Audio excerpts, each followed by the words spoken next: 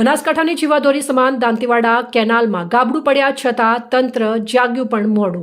4 દિવસનો વાયદો અને 15 દિવસનો વિલંબ કરતા ખેડૂતોના ખેતરમાં ઉભવેલો પાક મુરઝાવા લાગ્યો છે। બનાસકાંઠા જિલ્લાની ખેતી માટે જીવાદોરી ગણાતી દાંતીવાડા મુખ્ય નહેરમાં પડેલા ગાબડાએ ખેડૂતોની ચિંતામાં ધરખમ વધારો કર્યો છે। અધિકારીઓએ આપેલા 4 દિવસના વાયદા સામે 15 દિવસ વીતી ગયા તેમ છતાં હજુ પાણી ખેતરો સુધી પહોંચ્યું નથી। જો કે હાલ તંત્ર દ્વારા આરસીસી કામગીરી પૂરજોશમાં કરવામાં આવી રહી છે, ત્યારે સવાલ એ થાય છે કે શું સમયસર પાણી મળી રહેશે? જુઓ અમારા ખાસ અહેવાલમાં। બનાસકાંઠાના ખેડૂતો માટે પડતા પર પાટું જેવી સ્થિતિ સર્જાઈ છે। દાંતીવાડા મુખ્ય નહેર જે હજારો એકર જમીનને પિયત પૂરું પાડે છે, તેમાં મોટું ગાબડું પડતા પાણી પુરવઠો બંધ કરી દેવામાં આવ્યો હતો।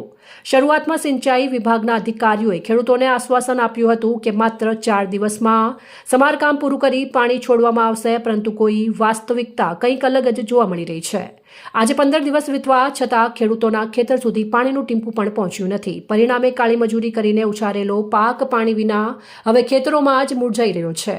ખેડૂતોનો આક્રોશ છે કે તંત્રની ઢીલી નીતિને કારણે તેમનું આખું વર્ષ નિષ્ફળ જઈ શકે છે।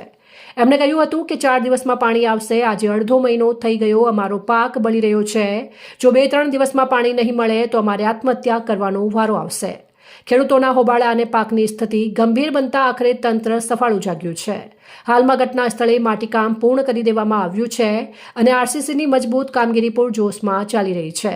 એન્જિનિયરો અને મજૂરોની ટીમ દિવસ રાત એક કરીને નહેરને ફરી કાર્યરત કરવા મથામણ કરી રહ્યા છે। અધિકારીઓના જણાવ્યા મુજબ આરસીસી કામગીરી જેવી પૂર્ણ થશે કે તરત જ કોઈપણ પ્રકારના વિલંબ વગર કેનાલમાં પાણી છોડી દેવામાં આવશે। હવે જોવાનું એ રહે છે કે આ પૂરજોશમાં ચાલતી કામગીરી ખેડૂતોના સુકાતા પાકને બચાવી શકે છે કે કેમ। તંત્ર ભલે અત્યારે મજબૂત કામગીરીનો દાવો કરતું હોય, પણ ખેડૂતો માટે તો એક કલાક કિંમતી છે। જો આગામી 24 થી 48 કલાકમાં પાણી ન મળ્યું તો બનાસકાંઠાના અનેક પરિવારો આર્થિક પાયમાલી તરફ ધકેલાઈ જશે તે નક્કી છે। અહેવાલ અલ્પેશ સિંહ દરબાર સાથે કાંતિભાઈ બળિયા, અજોડ આવાઝ, દાંતીવાડા।